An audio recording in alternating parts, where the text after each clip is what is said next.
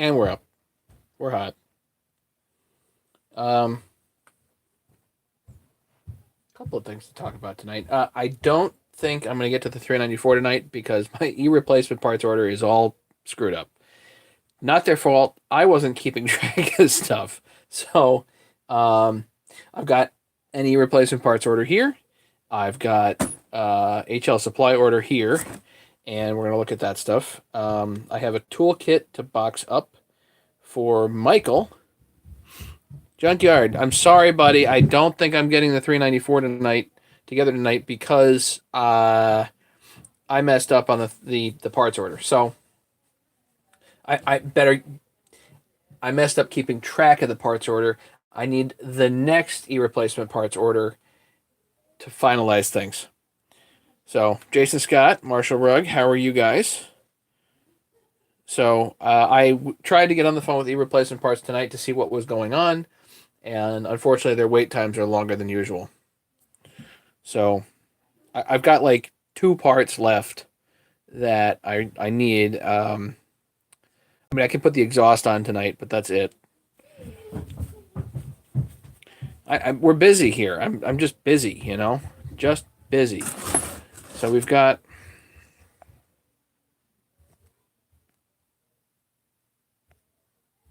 Let's see. What's focus? That better? That's not better. Whatever. Still fighting the flywheel. Okay. Anyway, let me bring you guys up on my phone. You can see comments. So I've got Michael. I've got. I'm just going to mention.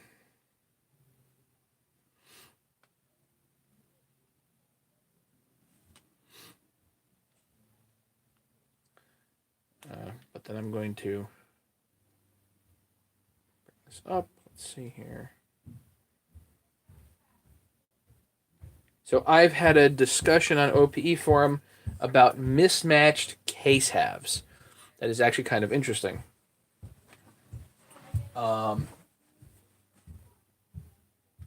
Because mainly it was spurred on by somebody that made a comment about my 262 video. And I don't know if it had to do with that one or not. But hey, everyone.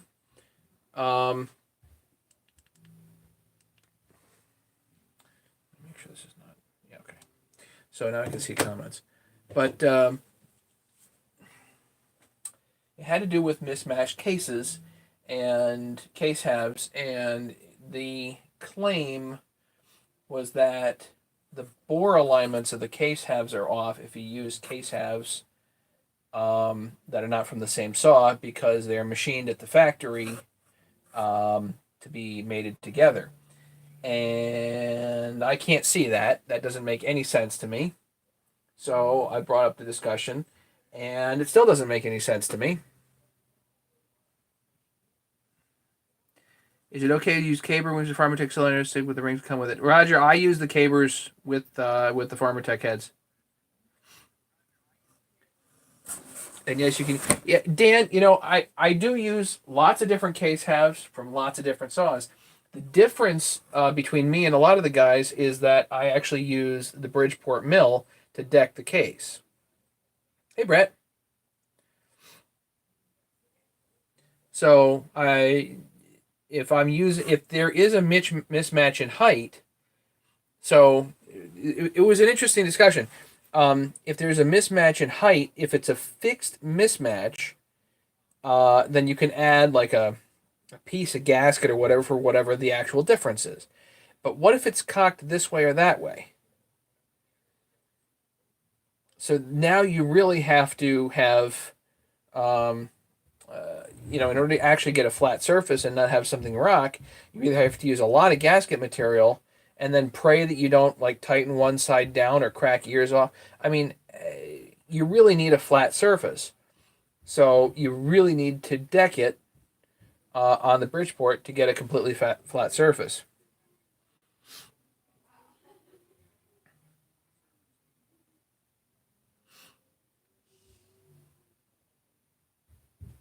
Yeah, I don't see.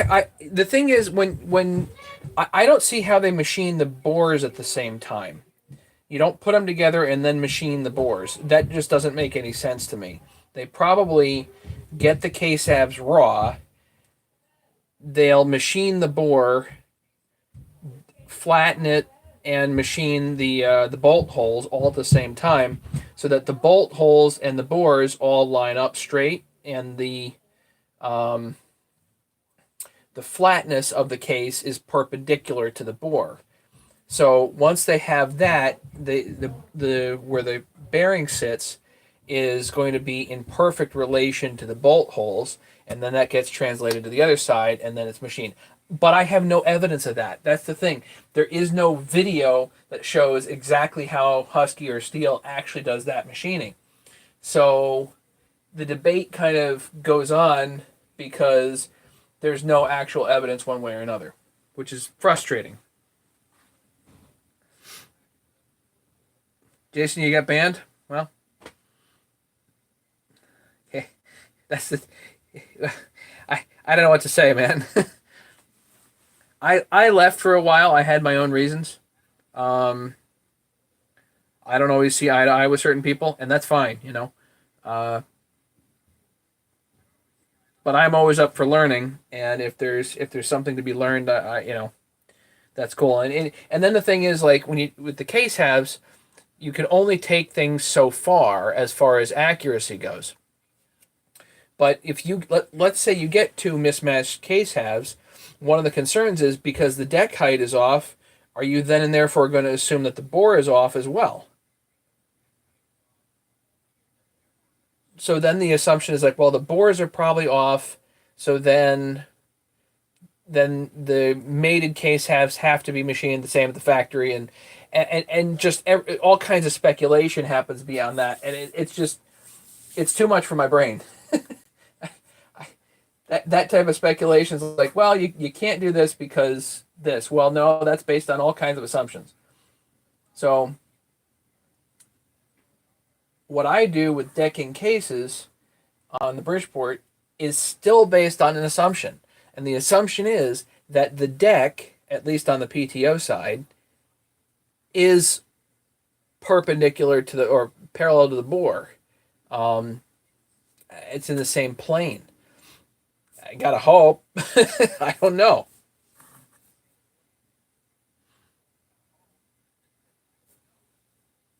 Anyway, I think it's an interesting discussion. You guys can go check it out.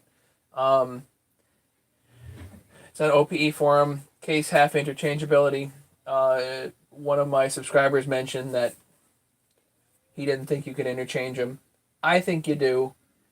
I think decking is at least a way to get it flat and smooth. That way the cylinder head sits down properly. They don't risk something being cocked one way or the other. So that's kind of where my brain's at. 18 people listening to me talk. Okay, so um, I, the dang E replacement parts order. This is I was like, hey, sweet, I'm getting an E replacement parts order. This is one that I ordered like a month ago. So I've got to wait for the next one. Lovely. So the thing with 395 parts, 394, 395 parts, is that certain things are just always not there. You know, these silly rubber baffles or whatever you want to call them. What's it called? Seal collar. Um, these are just chronically busted or missing or whatever and what have you. So always have to have a few extra of those on hand. These damn things too. The blue idle screws. These always seem to be missing. And I'm glad I got this because that was definitely a missing thing. And I need to put these over here with my 395 stuff, 394 stuff, whatever. That's actually 394, not 395. Right. 372. It's a part for the oiler. It's just that one of the rubber parts that brass tube goes into, that goes into the oiler. Well, it doesn't work if you don't have this. So that's 372. We're going to stick that over there. Now that I've organized all my 372 parts, yeah, anyway. There's a rubber support for the 372 carb bases. Put that over there. Filter plug. 372, 394. Possibly use the large filter plugs. I'll put it with my 372 stuff. This actually came with the HL supply order. These are 394 deflectors, which I do need one of, but I happen to order, try to keep track of the orders between the two companies, or between three companies, or however many companies you're ordering from, gets really nuts. That's 394, again, the blue screw. 372 change catchers. These always are handy to have. This, that, the other thing. I like the roller catchers best, but I think that's 394 for the carburetor adapter. These things tend to break, tend to be missing.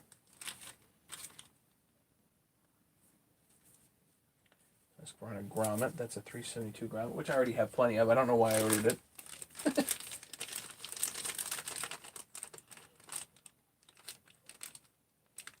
A 372 rubber part for the carb box. I think this is a 372 carburetor adapter there, throttle cable adapter.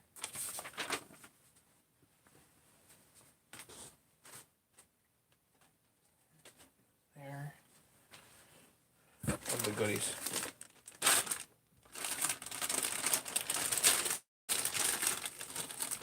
Yeah, the color on that maple was nice. I did see that, William. That was very nice.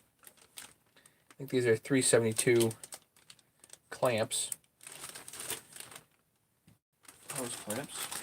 Again, I think I have some. I don't know why I ordered those. Brand new Husky. I may put those on Junkyard Saw. Husky caps.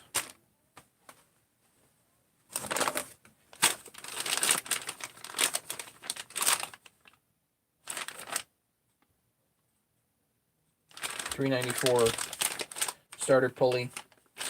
I think the aftermarket ones of these are fine. I don't really have a problem with the aftermarket ones.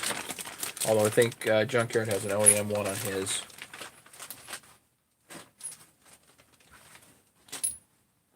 I was gonna say, nope. These are 404 rims, which I have never run 404 before, but apparently I need to now because of milling stuff. So I'll throw these over here for a moment. What else? That's not cheap. 372 high top cylinder cover.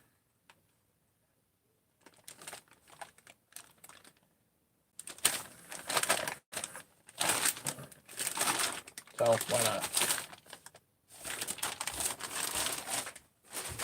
Goes with my 372 parts.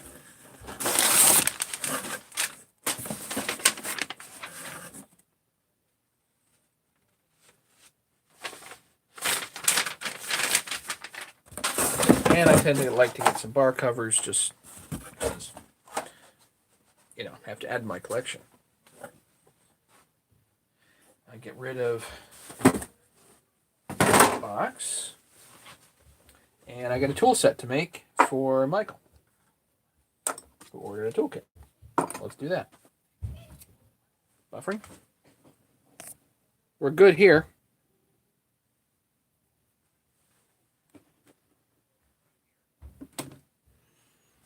By the way, the 394 that we built the other day with that kind of buggered head, the one that's going to go to Oklahoma, I started that. It started beautiful, and it ran and idled gorgeous. So, just perfect. Really no complaints.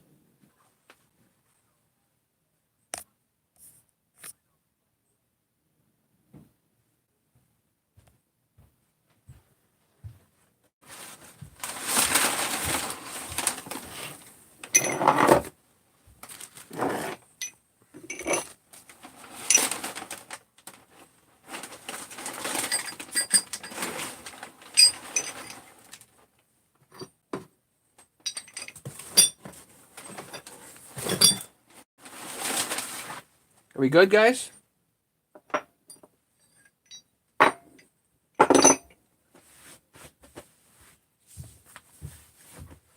Yeah, we're good. No buffering here.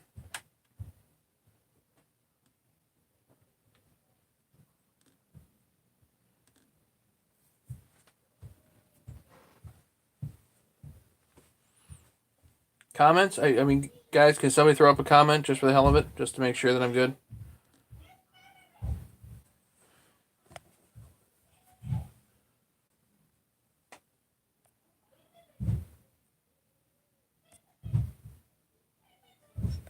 Good. Yeah. Okay.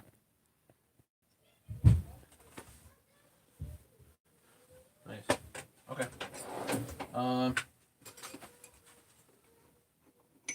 Michael, here's your kit, buddy. So let's go over this. So you've got the main kit, 4 rods, 2 sleeves, and we'll do the nuts and washers here in a minute. But I'm going to deburr these, but you're going to work on them a little bit more when you get them. We're going to go over this.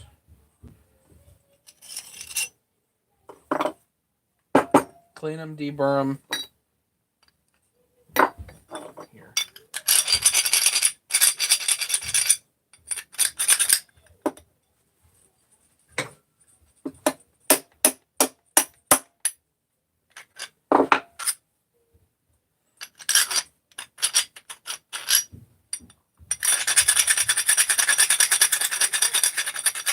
Just a piece of aluminum in there. These should drop through like this. Should just drop through. That way it's smooth.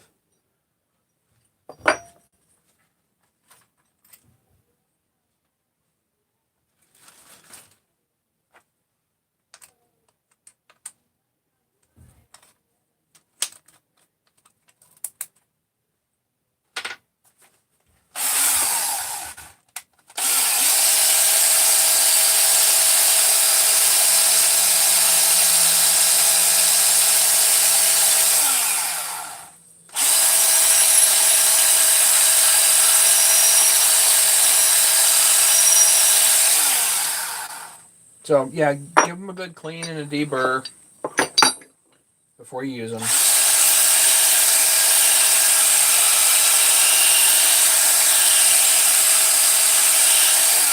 These are fresh off a really old lathe.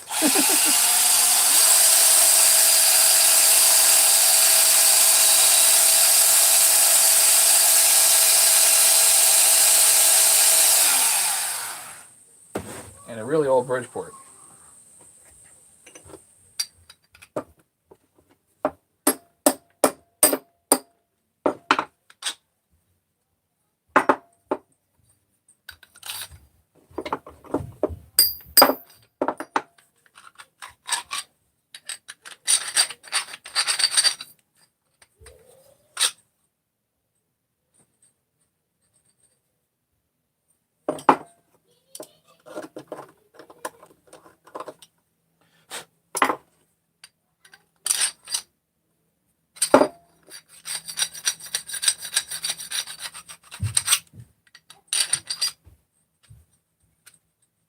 Come on, go through.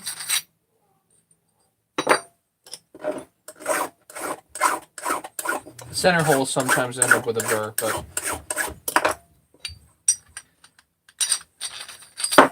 perfect. Again, it's got to fall through. So, flywheel side rod, which is the small one.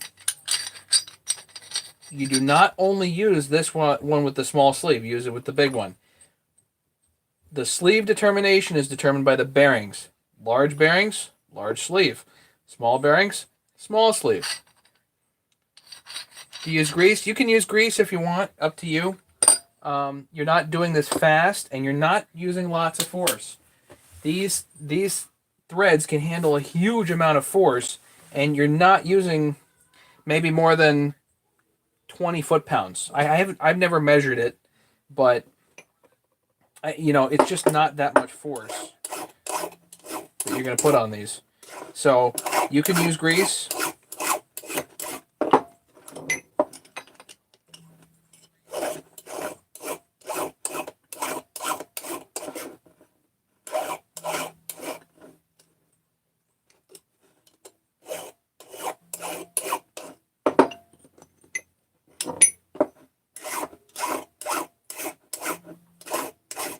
And I'll show you where you might want to use grease. I'm a big fan of grease. I like grease. But of late, not so sure I've actually used any. Efren. Taiwan.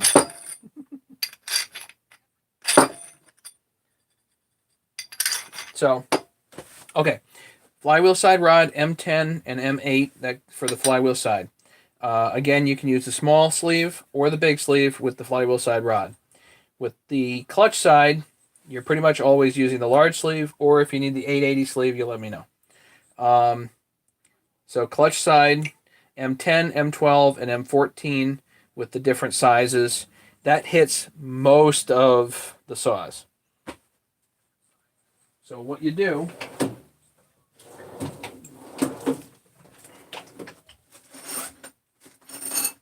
couple of big pitfalls that are very, very common using these things not in the right order.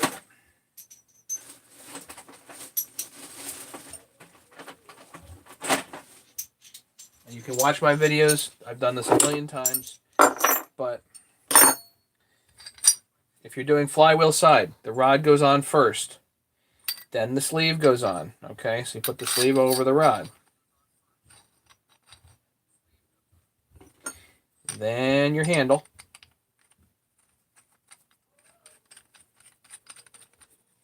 All the way in and back it off. That way it slides.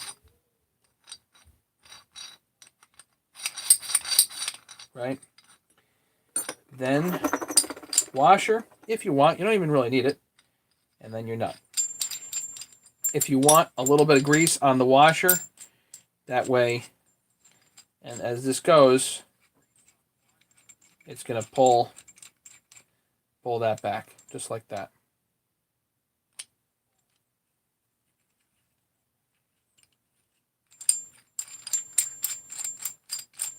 And it should be smooth as butter.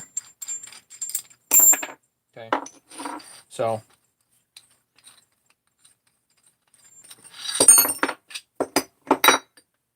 ta-da!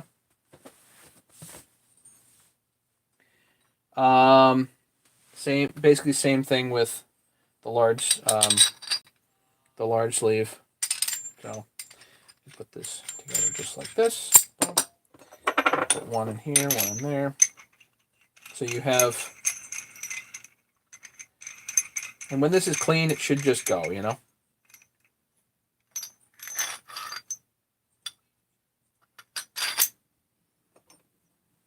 Do a dry run before you actually attempt a case assembly. Make sure you know exactly what fits where.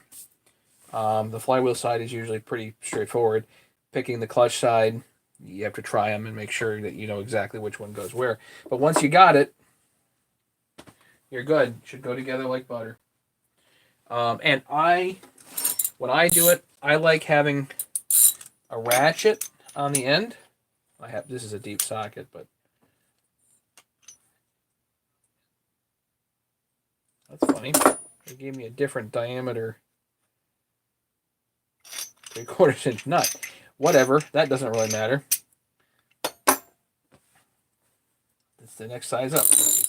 1.125. They gave me 1.25 inch. Whatever. But you can put a ratchet on the nut and go down. Hell, you can use a drill or an impact or whatever. I wouldn't impact it on, but still, if you want to be faster, you can use something other than that. You don't need to use an open-ended wrench like the OEM tools do. It really frees up a hand significantly. Okay, let's get this packed up.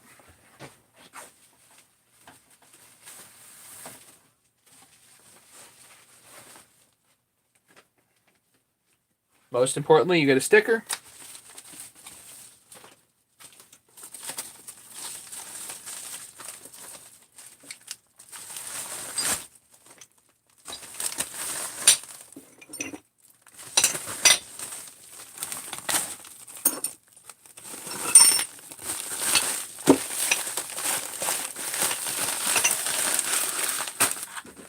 Throw that. Please reuse these bags. I love them.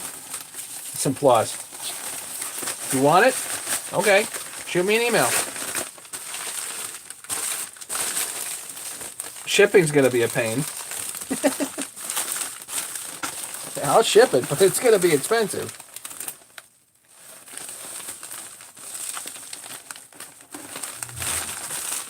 There you go. I think I've already got your sticker printed, the postal stickers printed out upstairs. All I got to do is affix that here and you're good. So, Michael, there's your stuff right there. Ta-da!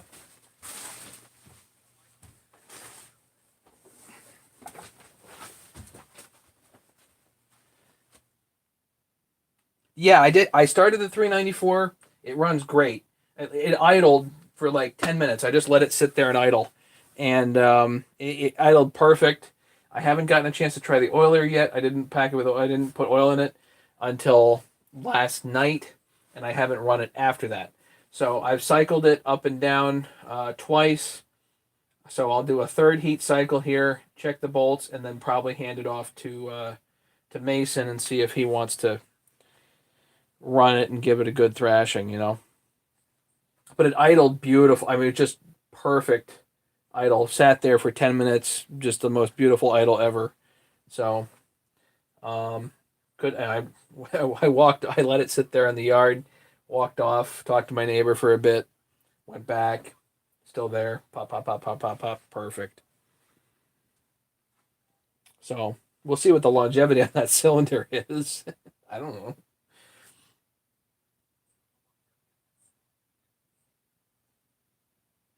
Wouldn't use him.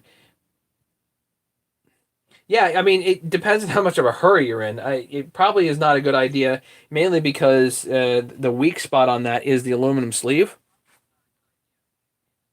You'd like to see an Echo 620 on the bench. I don't know if I really want to do the Echoes.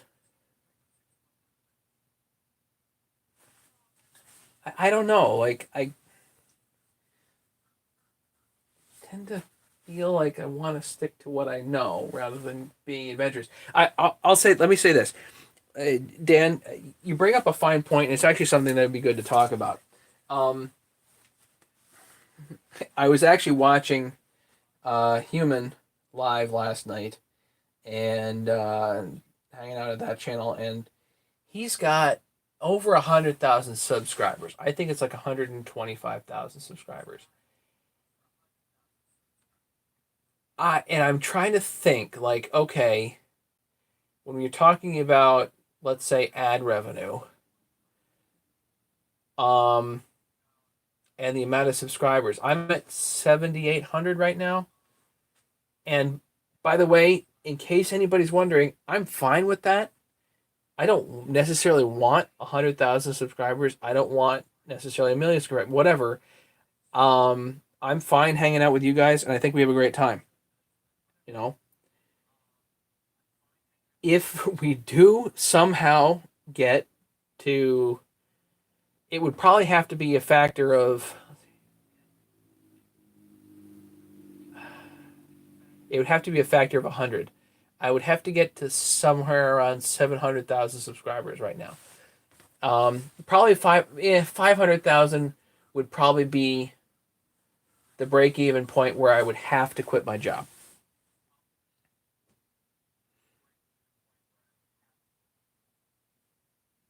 And if that was the case, then I can certainly do other models and just start, going through certain models of saws and all that stuff. Not a good impact because of the pins. I think the impact is a bad idea because I think the aluminum sleeves are the weak point.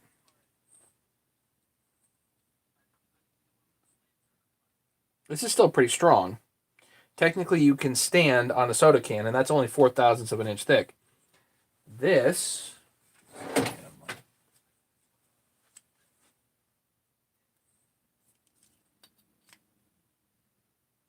that's 70 thousandths, 60 thousandths, whatever. I try to keep these above 50.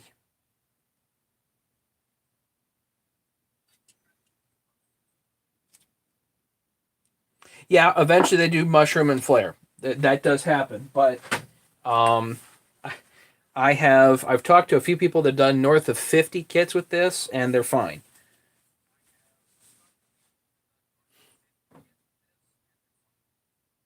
I've talked to other people. I had one guy the other day contact me because he cracked his, um, but he was doing something silly with it, so he wasn't using it right. Uh, my preference is to use a ratchet. It's a single-handed thing. Um, if you're going to use an impact, an air impact would be a bad idea. I think if you use one of these, it probably wouldn't be that big of a deal. You probably need about 20 foot-pounds to seat it all the way.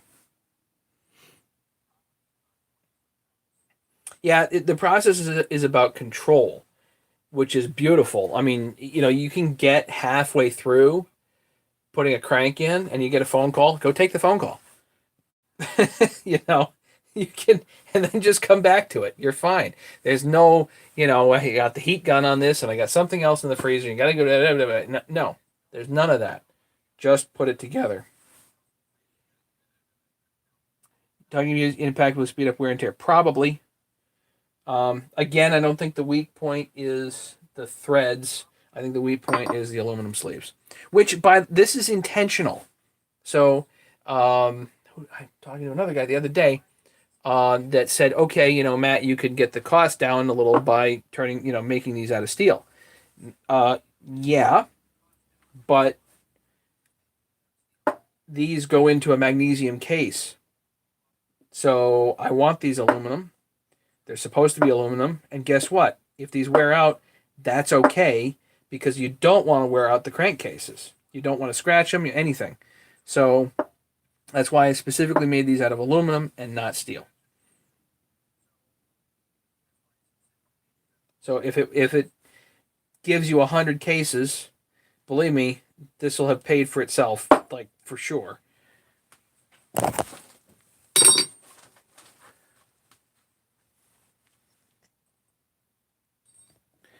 So yeah, so the echoes, home lights, whatever. I mean, I can start doing all that stuff, but I have no real need to. You know. Either way, you want to take your time separating putting it together because it may go wrong, might end up breaking the ground. Hey, Efren, I have torn um I tore a 262 case apart one day because I forgot as I was taking it apart. I forgot that these two anterior bolts here that hold the dog on, these two bolts are case bolts. So I tried to pull it apart, and sure enough, the whole dang thing tore. That was an expensive mistake.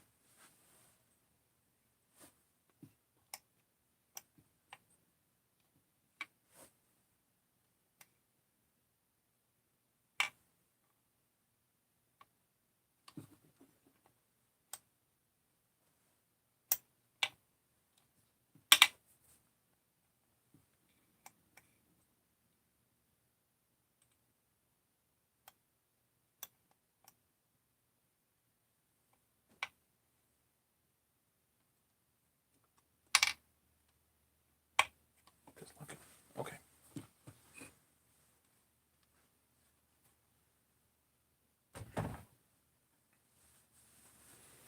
So, what else? We can do the exhaust on the Junkars 394 tonight, but I'm still waiting on parts, and it's going to be a bit. I got to figure out what's going on tonight, which means I got to call the replacement parts, and they're having extra long wait times right now. So I spent 20 minutes on the phone waiting, and nothing. So there goes 20 minutes of my life. Um, oh well. Anybody have anything else? I think I'm gonna call it for a night. I really wanted to get that 394 done tonight, but I'm waiting on a few things. Hey, Will.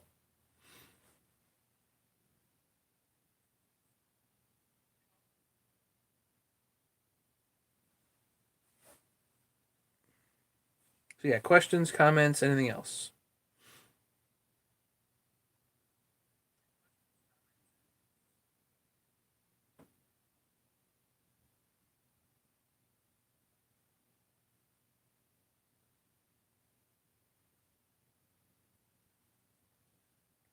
So yeah, Dan, again to address the Echo, again, I don't have any real need to do those. Um, I've got, I mean, what saws do I really have on the bench? I got the 262 over here.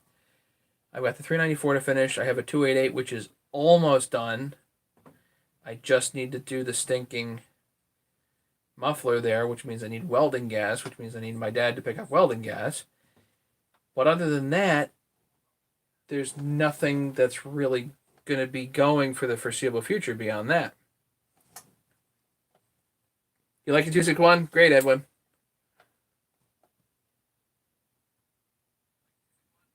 But it would be cool. But there's no incentive. I like, what am I supposed to do? Go buy one and then just like tear it down and bring it back? And you have to understand, like, the amount of work that went into the bolt for bolt videos was absolutely astronomical and for extremely little benefit. So I spent hours making them things, and the amount of reward that I get out of those is incredibly minuscule. So it might be quite a bit over the course of time, but putting that much time in up front is very, very difficult for me. And now it's worse. Well, I do tell the wife it's R&D. Of course it is, because there's lots of R&D that goes into all this, and my wife's my accountant anyway, so it is R&D. But I got to get rid of some saws first. I got to sell a few things. We'll see. I don't know. Does anybody else want me to do a Echo 620?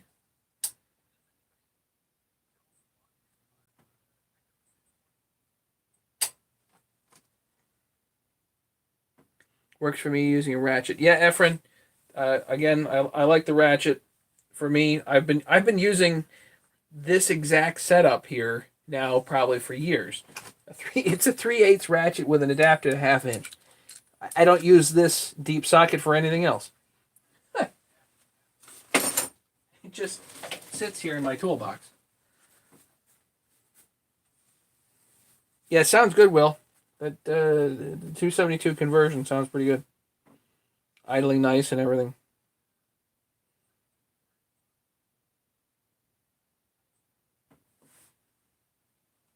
So it's late. I gotta go to bed. Love hanging out with you guys. Uh, and I'm seeing the end of Saws for right now, but who knows? You never know.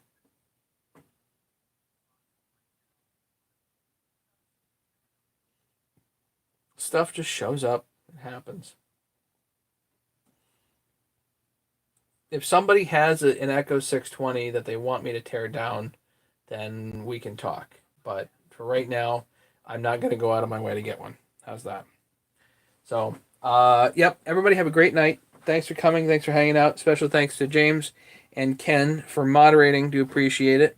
My email is in the links here somewhere that Ken's posted, and so is the link to HL Supply.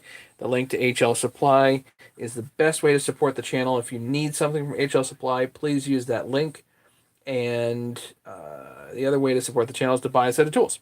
So, anyway, have a great night. Thanks so much. Be safe, everybody, especially William out there doing that chainsaw milling. Be real safe out there, buddy. Everybody take care. Thanks so much for hanging out. Later, guys. Bye.